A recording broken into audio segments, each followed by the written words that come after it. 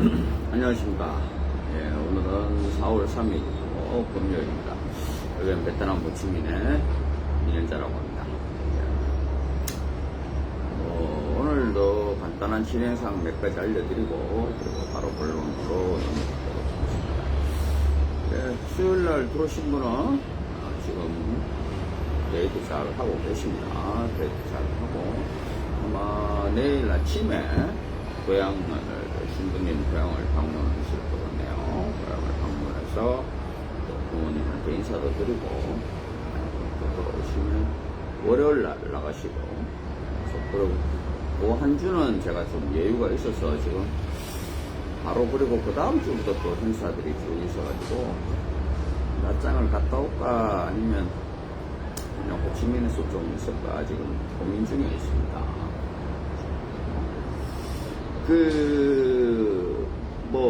정답이라는 건 없습니다.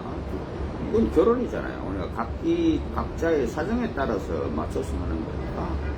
처갓집에는 첫 방문 때 주로 가시는 게 좋습니다. 그래서 저희들도 가실 수 있도록 스케줄을 빼는데, 꼭 그게 안 되시는 분들이 이제 가끔 계십니다. 이제 뭐냐면 신부님이 6시간, 7시간의 문제가 아니라 차로는 갈 수 없고 비행기로 가야 되는 그런 상황이 계시는 분도 계시는 것이고, 또 어떤 경우에는 또 남자분이 일정이 도저히 안 나서 첫 방문에 방문을 못 하시는 분도 계십니다. 이런 것들도 다 이제 저희들이 좀 양해가 되는 것들은 바로 이제 카톡으로 서로 오기 전에 미리 이제 교제를 하니까 내가 너 집에 가도 되냐, 언제 방문하는 게 좋냐, 이제 이런 것도 상의가 가능한 거죠. 그래서 그거는 저희들은 모든 일정은 짜여져 있지 않습니다. 그때 상황에 맞춰서 그냥 회사에서는 일정을 도와드리는 겁니다. 그리고 또 하나는 그게 증명사항이고, 그리고 이거 재민이가 왜 요즘은 이렇게 핸드폰 켜놓으면 재민이가 지 말하는 줄 알고 뛰어들어서 지금 현재 상담하시는 분이 몇 분 계신데 그 중에 한 분은 한국에 계시는 여성분을 만나고 싶어 하는데 생각처럼 잘 안 됩니다. 남자분이 젊은 38인데도 여성분들이 저희들이 한 10몇 분한테 이제 유학생들한테 문자를 보냈는데 동의하지 않네요. 동의하지 않는 이유가 중에 가장 큰 거는 이제 남자분이 이제 직장의 수익이 별로 이제 크지를 않네요. 이제 그런 거를 얘기를 합니다. 그러니까 제가 말씀드렸잖아요. 한국에 계신 여성분하고 똑같이 보시면 됩니다. 아닌 걸 억지로 할 수는 없는 거죠. 그래서 안 된다고 말씀을 드렸고, 그리고 또 나머지 한 두 분은 좀 아직까지 가끔 가다가 저한테 이렇게 제가 이제 프로필을 보내라고 하거든요. 프로필을 보내라는 거는 제가 그 프로필을 봐야 상담을 할 거 아닙니까? 그래서 남자분이 이 정도 나이시고 이 정도 보건데 그걸 또 제가 통화하는데 제가 사실은 이렇고요, 몇 살이고 이렇게 얘기해봐야 제가 그걸 어떻게 다 기억을 합니까? 보내시는 분이야 저하고 1대1로 상담을 하시는 거라고 지금 저는 하루에도 그런 전화를 적게는 몇 통에서 많게는 10통 이상 받는데, 그런 것보다는 먼저 프로필을 보내시고 그러고 나서 이제 상담을 하시는 게 좋다고 미리 말씀을 드렸습니다. 그리고 왜 그러냐, 프로필을 안 보내면 그 사람이 하려고 마음을 먹고 있는 건지 아니면 그냥 대충 한번 찔러보는 건지 알 수가 없으니까요. 프로필을 보내시고 상담을 하시라고 말씀을 드리고 있습니다. 그리고 제가 오늘 드리고 싶은 말씀은, 제가 조금 전에도 말했지만 이게 지금 결혼이잖아요. 우리가 결혼이라는 게 이렇게 해서 이 코스로 가서 이 코스로 가서 이 코스로 가면은 딱 잘 산다는 이런 정답이라는 게 없습니다. 각자의 상황에 따라서 달라지는 거고, 그 상황이라는 것도 또 그 어떤 자기의 처한 환경에 따라서 달라지는 거지. 근데 이제 왜 제가 이런 말씀을 드리냐 하면요. 여러분들이 이제 국제결혼을 준비하시면서 최근에는 뭐 그 어떤 회사에 뭐 그 저기 저 뭐라 그러죠. 뭐 홈페이지를 들어가 보고 거기서 결혼하는 사람이 후기를 보고 이렇게 하는 분은 잘 없습니다. 거의 대부분이 이제 유튜브나 이제 이런데 이제 베트남 국제결혼을 쳐서 거기서 나오는 영상 몇 개 보고 뭐 아 이렇게 하는구나 이제 이렇게 많이 그걸 하시는 거죠. 근데 제가 봐서는 그 유튜브라는 게 물론 뭐 순기능도 있겠죠. 그렇지만 그에 못지않은 역기능도 많습니다. 제가 무슨 얘기냐 하면 그 유튜브에 이렇게 올라오시는 분들을 보면 다 이쁘죠. 다 이쁘고 또 다 젊은 신랑들입니다. 근데 이제 우리가 볼 때는 그 사람들의 뭐 이제 그런 것만 보잖아. 인물 보고 이러니까 아 이쁘고 좋네 이러지만 그게 본인 상황에 맞췄을 때 본인이 그 남자분이라고 생각했을 때 그 여자분이 맞는지 안 맞는지는 모르는 겁니다. 근데 이게 뭐 젊고 귀여운 여자가 좋다. 또 어떤 회사에서는 그런 얘기합니다. 젊고 귀여운 여자를 찾지 마라. 그러다 보면 인생 조진다. 이런 얘기들도 합니다. 그럼 그게 어떤 게 정답인지 정답이 없죠. 뭐 저도 그런 얘기 합니다. 자기한테 맞는 여성을 찾으시라고. 자기가 맞는 여성을 찾아야지. 자기가 뭐 자기보다 한참 높은 데 있는 사람 쳐다보고 있으면 좋은 결과를 가져올지는 못하죠. 제가 그런 것보다는 그 유튜브를 이렇게 가만히 보면은요, 결과를 가지고 다들 얘기를 합니다. 결과를 가지고. 일례를 문신으로 들어봅시다. 어떤 최근에 뭐 어떤 유튜브를 보니까 문신 있는 여자를 해가지고 그 여자가 뭐 집을 나가고 뭐 어쩌고 저쩌고 뭐 하여튼 난리 브루스를 치더라고요. 거기 있는 사진이 그 여성의 사진인지 아니면 뭐 그 문신이 그 여성이 했다는 문신인지는 모르겠습니다. 제가 왜냐하면 그 영상에 나오는 여성은 또 인물을 모자이크를 했더라고요. 그건 뭐 어디 인터넷에 돌아다니는 사진인지 모르지만 베트남에서 그 정도의 문신을 한 여자는 잘 없습니다. 그럼 그게 뭐 눈에 안 보이는데 문신이 있다거나 이랬으면 뭐 회사에서 그걸 놓쳤다고 그러죠. 눈에 뻔히 보이는데 회사나 신랑이나 그걸 못 봐가지고 선택했다. 이거는 말이 앞뒤가 안 맞는 얘기죠. 그냥 그 여자가 도망을 가고 나니까 문신이 있는 겁니다. 왜 여기 뭐 저희들도 마찬가지지만요. 여기 기숙사에서 뭐 남자친구가 있어서 퇴출을 한다 어쩐다고 한다는 그런 여성들 문신이 있다? 없다? 이걸로 기준을 삼는 게 아니잖아요.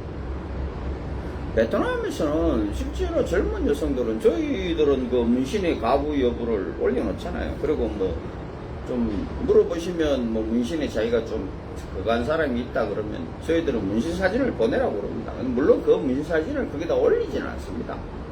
네. 좀 심하게 얘기하면 50대 50이에요. 문신이 있고 없고 지금은. 예전에는 당연히 문신이 없는 여성들이 많았죠. 뭐 그렇다고 문신이 있는 여성은 뭐 없었느냐 그건 아닙니다. 예전에도 있었습니다.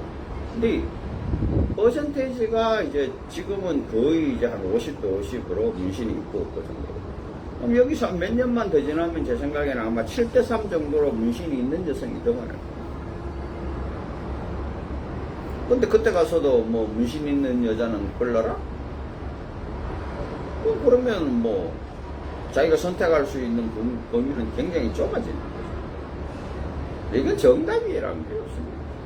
다만 제가 말씀드리고 싶은 거는 문신이 있든 없든 그게 중요한 게 아니라 그 문신을 어디에 어떤 문신이 있는지 어떤 의미로 그 문신을 했는지 확인을 하시는 게 좋다는 거죠. 그리고 또 하나 자기가 도저히 그 문신에 대해서 좀 거부감 심해서 그런다 이러면 병원에 가서 지우면 되죠. 그걸 또, 아니, 장애는 상관없으니까 남자분이 원하시면 지우겠다는 여성들이 있는 거죠. 그런 거를 봐야 되지. 자기가 만나보니까 문신 있는 여자들은 좋지 않더라. 그건 하나의 편견이죠. 문신 없는 여자는 다 착합니까? 그런 거는 아무런 논리가 되지를 않아요. 그런 거를 가지고 하지 마세요. 또 어떤 분들은 또 뭐 그럽니다. 첫 만남 때 여자가 스스럼 없이 뭐 스킨십도 하고 막 이렇게 하면은 똑같은 상황인데도 타 업체에서 그렇게 하면 저 여자 발라당 까졌다, 뭐 저 이상한 뭐 하류계에 있는 여자를 데리고 왔다, 이런 댓글들이 막 달립니다. 한 번 딱 달리면요, 나쁜 댓글이 막 그걸 넘쳐납니다. 왜냐, 한 번 댓글이 달리기 시작하, 나쁜 댓글이 달리면 그거를 반대로 그 댓글 달기가 상당히 부담스러운 거예요. 왜냐면 나만 바보 되는 거예요. 근데 똑같은 상황인데도 다른 회사, 자기 회사에서는 그런데 뭐 사장은 그렇게 얘기하는 거예요. 적극적이고 남자를 좋아하고, 이쪽도 틀린 말도 아니고 이쪽도 틀린 말도 아니죠. 근데 똑같은 걸 가지고 양쪽으로 극단으로 아니잖아요. 그러니까 이런 거는 믿으실 아무런 이유가 없어요. 그런 거를 믿고 내 인생을 결정한다? 그 사람이 바보예요.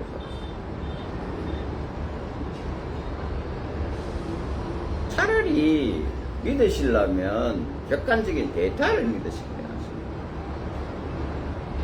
1년에 몇 커플을 하고 몇 커플이 한국에 들어와서 거기서 이혼하는 커플이 몇 커플이고, 이런 어떤 객관적인 숫자나 데이터를 가지고 얘기를 해야 되지.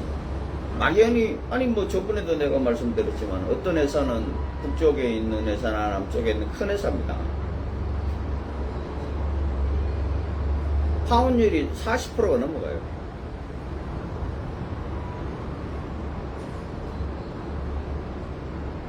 그렇다는 거는 뭐 어떤 분들은 똑같이 이제 40%라는 숫자를 가지고도 어떤 분들은 이 회사는 사장님이 열심히 일해서 우리를 위해서 40%를 넘도록 찾아낸다, 이렇게 말씀하시는 분도 있을 수 있겠죠. 실제로 또 그렇게 얘기하는 댓글도 또 봤어요. 근데 저는 아니라고 생각합니다. 그 사장이 그런 것만 찾으러 다닐까요? 아니죠. 어쩔 수 없이 드러나는 게 40%라. 그럼 그 실제로는 안 드러나는 것까지 하면 그보다 훨씬 더 많다. 그 얘기는 뭐냐? 그 회사에 문제가 있다는 거야.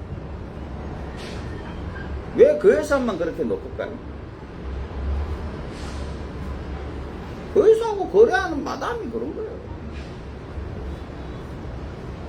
저희들 같은 경우에도 제가 말씀드리잖아요. 우리가 한국에 나가가지고 이혼을 하든 도망을 가든 깨지는 게 10%가 안 된다고. 한 7% 정도 되거든요. 근데 이제 뭐, 보통 이제 제가 한 10% 정도 얘기를 하죠.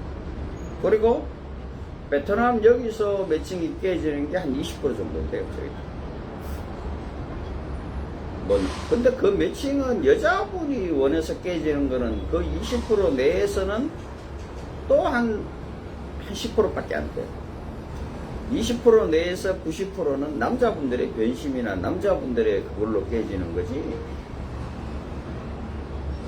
그렇지만 우리는 결혼하기 전에는 그게 남자의 변심이든 어쨌든 하기 싫다고 그러는 걸 억지로 하게 하지는 않아요.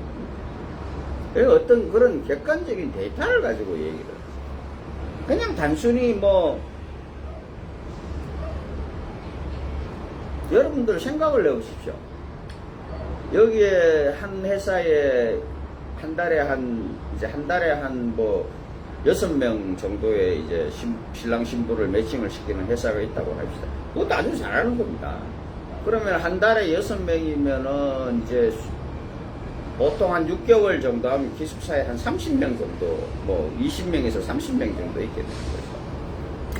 그럼 있는데 이 중에서 40%, 50%면요. 한 달에 10명 이상이 바뀐다는 거잖아요. 그건 엄청 큰 겁니다. 그럼 한국에 나가면 그 사람들이 다 100% 잘 사나요? 그거 아니죠. 근데 그거는 논외로 치더라도 베트남에서 그러면 한 달에 10명 이상의 신부를 바꿔야 된다? 자, 어떤 문제가 발생이 되냐? 첫 번째, 그 나가는 신부가 어디로 갑니까? 다 한국 국제 결혼을 포기하고 고향으로 내려가서 베트남 사람을 만나든 일본 사람을 만나든 중국 사람을 만나든 이렇게 결혼합니까? 아니죠. 원래 마담 집으로 가는 거예요. 원래 마담 집에 가서 다른 회사를 통해서 한국 남자를 또 만나는 거죠. 그러니까 한국에 들어가서 사고일은 항상 한국에 있는 그 베트남 국제결혼 하신 분의 이혼율이요 30% 40% 사이에요. 그부터 내려오지도 않고 애체 뭐 예전에는 한 50%가 넘는 때도 있었죠. 근데 지금은 그 정도는 아니고 한 30, 40% 정도가 돼요. 그럼 그게 왜 그렇겠어요? 이 집에서 문제가 있어서 신부를 내보냈는데 그럼 이 집에서 내보낸 신부가 한국을 못 가야 되는데 다른 회사를 통해 가지고 한국에 또 가니까 이 신부가 그동안에 뭐 베트남 남자를 만나던 애가 안 만나겠어요? 도순기는 이제 요령만 알고 가는 거죠. 근데 이제 거기 사장님들 그러잖아요. 현실적으로 왜 그러면 그런 신부들의 얼굴을 오픈을 하고 왜 다른 회사에서 못 가게 블랙을 걸고 왜 안 하냐? 어렵다고, 현실적으로 어렵다고 이렇게 얘기하시죠. 왜냐? 그 신부가 자기들 신부가 아니었어, 그래요. 마담 신부잖아요. 그리고 자기는 그 마담하고 계속 거래를 하고 있잖아요. 그러면은 그 마담이 지금도 그러고 있는데 앞으로는 안 그러고 예전에는 안 그랬고 이랬습니까? 그게 아니죠. 예전부터 그 마담은 쭉 그래왔던 거예요. 근데 그게 덜통이 나고 안 덜통이 나고의 차이일 뿐이지 그런 행태는 예전부터 쭉 있어 왔다는 거예요. 그건 앞으로도 쭉 있을 거고. 그러니까 이게 무슨 의미가 있냐, 제 말이에요.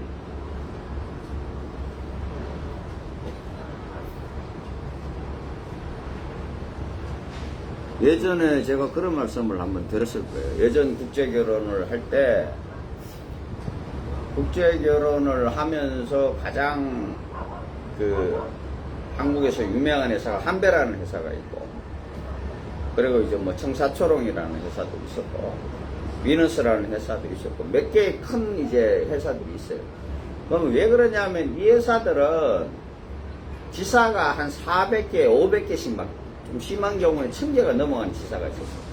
그 지사를 자기들이 설립하는 게 아니고 실제로 이제 지방에 있는 사람들은 신랑만 모아가 이 회사에 보내는 거고 이 회사에서 이제 여기 베트남하고 이제 계약을 해가지고 일주일에 들어올 때 뭐 들어오는 날짜도 화요일, 뭐 금요일 이렇게 해가지고 뭐 한 번 들어올 때 5명, 10명씩 막 들어오고 이랬었어요. 그때가 어떻게 보면 국제결혼의 한정기였죠. 근데 그때 어떤 문제들이 생기냐? 그때 문제들이 제일 많이 생겼어요. 그게 뭐냐? 지참금이라고 신랑들한테 2,000불이고 3,000불이고 봉투에 넣어가 오면 그걸 가족들한테 주면 사진을 찍고 뭐 사인을 받고 별짓을 다 합니다. 근데 결국은 그게 안 가요. 저같이. 그런 사건이 그게 뭐 거기 저 밑에 지사에 있는 사람들은 모르죠. 한번 여기 와보지도 못한 사람들이 천지일 건데 모르죠. 근데 본사는 다 알고 당연히 여기 에이전시도 다 알죠. 그렇게 계약서를 쓰니까. 근데 그렇게 하다 보니까 결국은 지금 이 모양 이 꼴이 난 거예요. 그 신랑들 아무도 회사 안 믿죠. 회사는 다 도둑놈이라는 소리. 그렇게 나오는 거예요. 또 두 번째, 가짜금이 이제 등장합니다. 예물을 주는데 금이 목걸이가 제법 커요.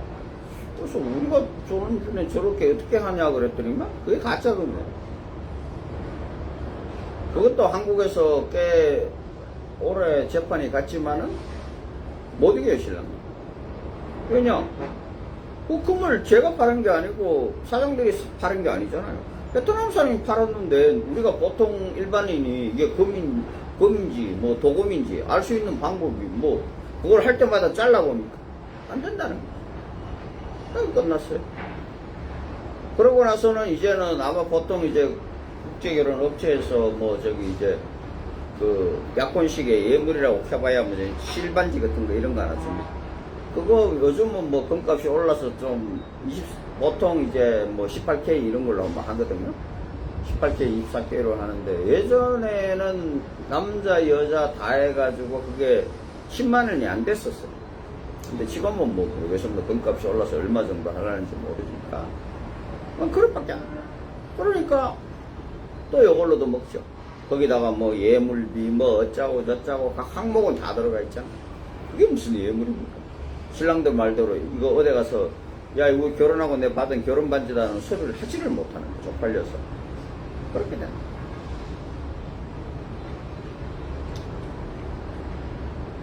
업체에서 하시는 말을 100% 믿으실 것도 아니고 그냥 객관적인 데이터를 가지고 얘기를 하십시오. 여러분들이 거기 이제 뭐 업체에 가면 아우 자기들은 뭐 10몇 년 했고 뭐 어쩌고 저쩌고 그러시죠? 그러면 매달 출국했는 기록이 있을 거 아니에요. 기록을 보자고 그러세요. 몇 사람을 데리고 나갔는지.